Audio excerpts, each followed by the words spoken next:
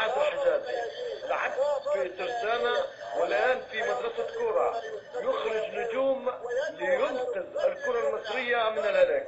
أكيد لو في 10 عادل حجازي في المحافظات سيكون الشكل الكروي في مصر له رونق آخر وفكر آخر. عادل حجازي أسطورة سبيل مديد، نصب كبير له حق علينا وله أفضلية على الكرة المصرية، فلا بد أن نحكي ونتحدث عن نصب كبير له باع في الكرة المصرية.